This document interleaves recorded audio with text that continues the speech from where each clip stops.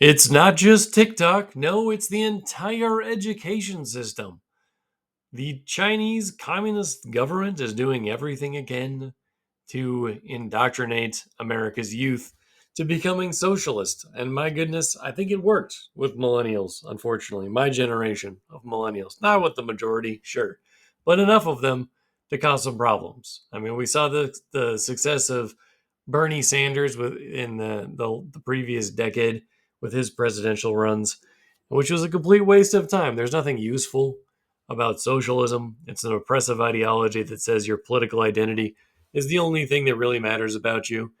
It takes away the importance of the individual and instead emphasizes group cohesion at the behest of government agencies and so on. It's a complete waste of time. So we there's a bunch of different stories. It's not just one story. People will focus on one story and try to negate it, but the fact of the matter is, um, Chinese tutoring companies, as it says in this article, but also a lot of other organizations are infiltrating and spending huge amounts of money in U.S. universities to change opinion, to be more, pro-socialist and pro indoctrination. The Chinese are experts at that. The government is using in China is using re-education camps for the Uyghur populations. They're using the Falun Gong as organ donors. It's a lot of disturbing stuff going on. It says here the Pentagon needs to explain why a Chinese-owned company has easy access to the data to the military families. That's concerning. They're trying to find more information in order to manipulate us and so on. Senator from Arkansas, Tom Cotton. He sits on the Intelligence and Armed Services Committees. He served almost 5 years in active duty in the Army, including tours in Iraq and Afghanistan. Senator, good to have you with us. Thank you very much for joining us today. So that sounds like a really scary movie where you wake up one morning, the water makes you sick, the infrastructure is coming down, the internet service is disrupted, and slowly but surely everybody figures out that the country is under attack by Chinese hackers. Is that a realistic threat? And if so, why are we unprepared for it? Martha, sadly, Chinese hackers of critical infrastructure is a realistic threat, shutting down our water systems, our electric grid, air traffic control, port controls, train yards. The list goes on. Just last week. Yeah, so Chinese hackers are a major concern, but they're hitting us from all angles. They want the ability to turn off U.S. utilities to cause lots of problems, and then also they have their little red guard coming out of our university systems, all the anti-Semitic Ivy League school kids that are causing issues. So it says here, Tutor.com is controlled by Primavera Holdings, a firm owned by Chinese nationals with a principal place of business in Hong Kong. Oh, and although it insists it's an American company. Yeah, but Hong Kong is not free like it once was either, right? It's not free anymore. It's sadly the Chinese Communist government has taken it over. And it says up here on the Tutor website, it's dedicated to promoting equity, opportunity, and achievement. Of course it is, because equity is socialism, right? It's the path to communism. If they can just get everyone to achieve their class consciousness. That partners with colleges and universities, K to 12 schools and districts, public and state libraries, employee benefit programs, and the U.S. military to provide 24/7 on-demand tutoring and homework. Sounds like it's just a way for the Chinese government to get into U.S. homes and schools to see what's going on and possibly manipulate people. So that should be concerning. It is concerning. Parents Defending Education, a grassroots organization working to reclaim our schools from activists imposing harmful agendas, found that at least 100 school districts across the nation give students access to tutor.com. How did they even buy that domain? I mean, I guess anybody could buy it, but PDE president and founder Nicole Neely believes parents deserve more control over who is collecting data about their children. Yeah, definitely. Not that public schools care. They don't care. For years, school districts around the country have been far too cavalier in their treatment of student data, collecting detailed information about students and families, improperly storing sensitive personal information, and greatly expanding the number of ed tech vendors who can access these files.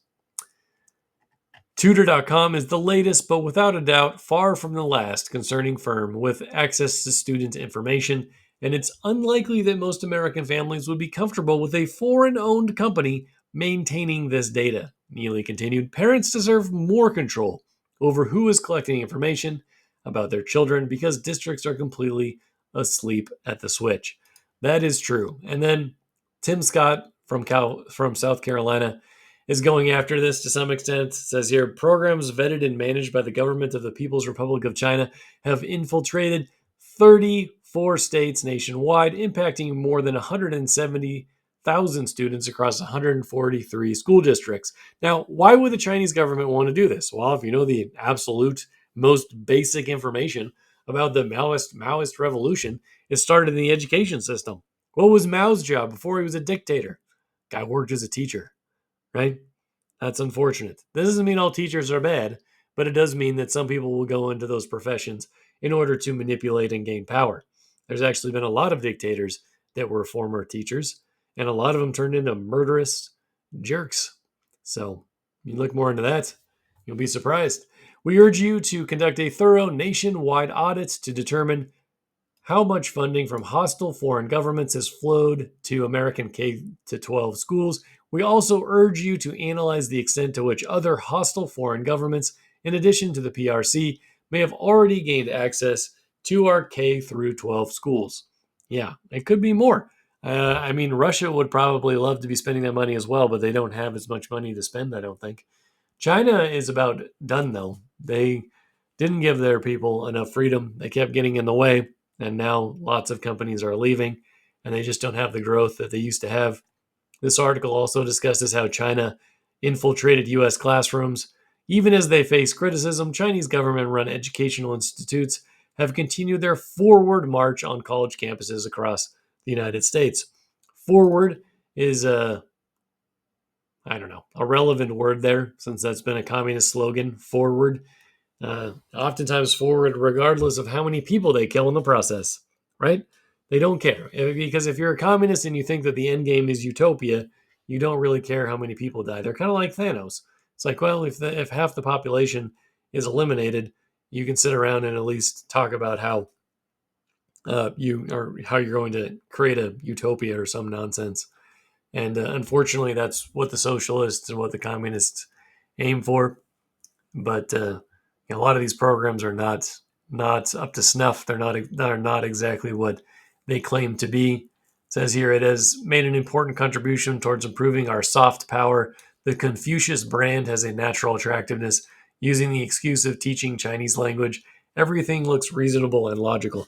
If only they were pushing Confucius, right? But that's not the case. I mean, Confucius was a guy that pushed the ideology, the idea that you should evaluate. I mean, this is one thing. There's a lot, obviously, but since he was a philosopher, but one aspect of his philosophy was that government officials should be elected based around their a meritocracy as opposed to nepotism, and the meritocracy in that way was mainly through testing, but that was still a huge improvement over nepotism.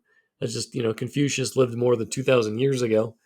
But it doesn't really matter because the Chinese government is not pushing Confucianism. They're pushing communism. If they were teaching kids about Confucianism, I mean, it wouldn't really be that big of a deal, I suppose. Well, if it was done by the Chinese government, they can't really do it in a fair way. But if somebody was, it wouldn't be that big of a deal.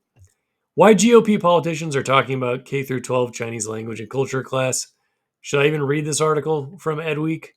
It is destined to be more left-wing. Several U.S. schools for years have offered Chinese language and culture classes. To some politicians, that means K through 12 schools are susceptible to covert influence of foreign governments. Yeah, because they are. Because they are susceptible to that. The communists and socialist and fascist revolutions start in the education system. A lot of these people were teachers. Many of the biggest dictators of the 20th century were teachers. Pol Pot, Mao, Stalin, Lenin, right? Teachers trying to manipulate children, trying to create brown shirts and red guards. Throughout the hearing, lawmakers claimed that students in hundreds of schools are subjected to pro-Chinese communist propaganda. Yeah, duh, that's equity. Equity is communist propaganda through a program called Confucius Classrooms, which brings Chinese language and culture classes into K through 12 schools. Confucius Classrooms are affiliated with Confucius Institute programs based at a handful but diminishing number of universities. The hearing was inspired by a report from the parents' rights organization's Parents Defending Education called Little Red Classrooms: Chinese Infiltration of American Schools. Schools across the United States have allowed the CCP to establish itself in their halls under the guise of Confucius Classrooms, said Bean, chair of the House Committee on Education and Workforce's Early Childhood, Elementary, and Secondary Education Subcommittee. But when you pull back the curtain on these cultural exchange centers, you find a CCP-backed agenda that undermines the principles upon which our education system is built. Here's the thing.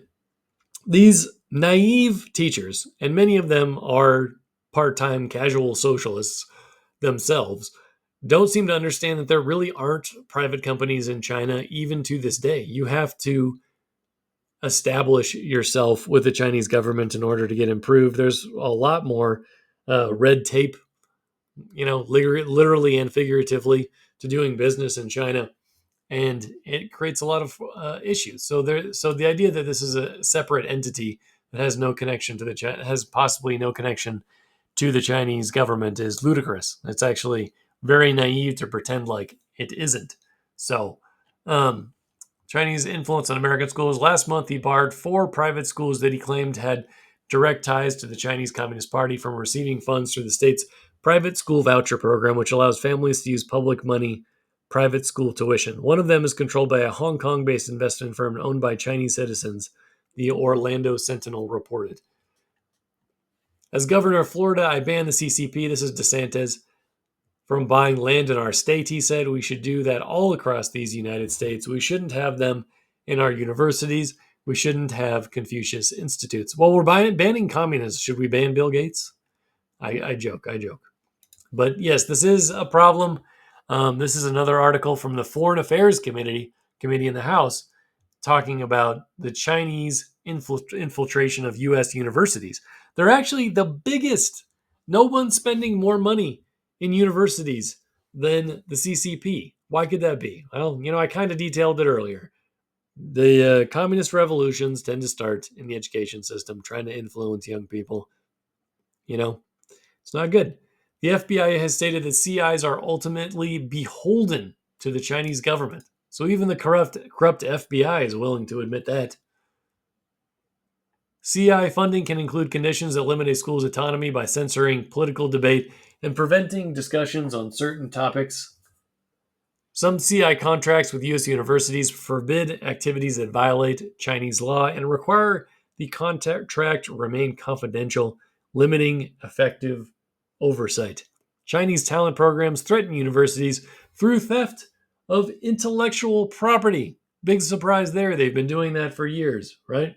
Chinese Communist government is not interested in copyright or patent protection. They never have been. They have factories in China that will, follow a contract with a U.S. company, make 100,000 Nike shoes, and then once they finish the contract, they'll keep on making Nike shoes. Okay, the same one sometimes, but they just sell those to third world countries instead of first world countries. The 1,000 talent plan. How did that sounds like the most Chinese communist thing I've ever heard? Recruits thousands of Chinese researchers and scientists to focus on cutting edge technology in foreign universities. Let's remember that they can't educate people to the level that they would like either. And, they'll say they produced however many engineers, but it's usually half-assed, educated people that go out and build bridges and buildings that are ineffective and made of, what do they call them? Tofu houses, tofu bridges. And these things just don't work like they're supposed to. It's a problem. Chinese researchers with connections to the People's Liberation Army and blacklisted Chinese companies have been given licenses by the Department of Commerce to work on controlled technology. The budgets of U.S. universities are increasingly reliant on Chinese money. Interesting. Who's not going to American schools? American men are not going to American colleges. Where are they going to get the funding that they need? While the population is shrinking, there aren't as many young people as there was with boomers and millennials. So now they're worried about a declining student population. So they're like, well, where can we get money? They're going abroad because they don't care. They're socialists to begin with. They don't have any principles at a lot of these universities. They're far left. It's 12-1 left to right on college campuses. 12-1. That's a problem. Chinese sources have participated in donations or contracts worth more than $426 million to U.S. universities since 2011. Due to the role of the state in Chinese economy, all gifts, even from private entities or individuals, may have connections with Chinese Communist Party. The Chinese Communist Party. Oh my goodness. Yeah, so that's a problem. Chinese students and scholars associations can compromise academic freedom and infringe on privacy. Yeah, no shit. How far does Chinese influence at U.S. universities go? One student tried to find out and probably got shut down. People don't want to hear this. Don't follow the Confucius Institute. Follow the Mises Institute. It's far better. This is telling right here. This is what we should be more concerned about, really. Chinese Muslim gulags. We don't really know how many people that they're killing there in China right now. It could just be it like it was, in the years in Nazi Germany before World War II. It seemed they have the concentration camps. I've seen some of the pictures of these people tied up by the thousands. So it's a big issue. So this guy on Politico tried to find out exactly what was going on. They argued CI's expanded Chinese power and influence around the world, pushed pro-party views, influenced American students, and stifled academic freedom. Yeah, there's no academic freedom on college campuses. So maybe we should be blaming the Chinese Communist state. Maybe we need a return to getting rid of the red shirts in U.S. institutions. It's a problem. It's a problem. Maddox, whose job as program coordinator included inviting speakers to the CI, realized he could run an experiment, a kind of stress test of academic freedoms at the institute to see how much influence Beijing really had over their programs. To do so, he invited James Millward, a respected historian of Central Asian history, to give a lecture at NMSU, sponsored by the CI. And they didn't respond to requests for a comment about most of the details in the story. Of course they didn't. Over the past decade, Millard is becoming academia's most outspoken critic. Well, that's debatable. There's a lot of them now. Jordan Peterson, Jonathan Haidt, and so on and so forth. A lot of other guys. Brett Weinstein. A lot of good people are criticizing the education system these days. Before Maddox's invitation, he had lectured on the issue around the world, but never at a Confucius Institute. Maddox wondered what would happen if he did. Would someone from CI or above it stop Millward from speaking? Millward wondered the same. I raised the issue of, really? You're a CI and you want to do that? That obviously did intrigue me. There were a lot of discussions about pros and cons of the CIs in the China studies community. Here's another thing I want to say. A lot of the college majors that end in the word studies, they're communist. Fat studies is literally just fat Marxism. Women's studies, women's Marxism. China studies, Chinese Marxism. That's what it is. And a lot of mixed feelings. I wrote back and said I'd tweet about it if it gets turned down, but if I don't, if I speak there, I'll tweet about that too. Nearly 2 years after Maddox's experiment, the complexities of U.S.-Chinese relations are no less murky. Today, as the Biden administration grapples with the expansion of Chinese soft power, deciding when and where and how much to tolerate, especially now in the context of China's stance on Ukraine, the events surrounding Millward's invitation to NMSU's CI are instructive. What bugs me the most about this particular article is this guy did not use the Oxford comma. Come on now. So this goes on to talk more about the Confucius Institutes under the Ministry of Education, which sounds very Orwellian, but you know what? So does the Department of Education that we have here in the U.S. Both of those should go away because they're bad. One of the tools that the Chinese can use to penetrate American higher education, inserted language into the annual National Defense Authorization Act that threatened to pull Pentagon funding for Chinese language instruction at universities that also received financial support from the Chinese government. That should be canceled entirely. Like that there should be no debate. That needs to go. Chinese government should not be funding U.S. universities to teach American young people. That is not good. That's why a lot of these kids end up as purple-haired Karens that are angry and depressed. Communism does that to you. And then lastly, we got this is the last one. We got this article from the New York Post. It says Chinese money is flooding into American higher education with little transparency because they don't care. They don't care. The communists in the U.S. universities, those communists, they do not care. They're totally fine with that money, no strings attached. Just keep promoting equity, keep promoting socialist outcomes in the classroom, and they're not going to question it. But they are buying its way into influencing teaching, stealing our intellectual property, and manipulating U.S. foreign policy. Yep, they are. It's a problem. Look at the kids in the Ivy League schools. They're chanting, racist chants against Jewish folks. It's not good. It's really not good. So we need to clamp down on this. We need to get Chinese communist government funding out of our education system.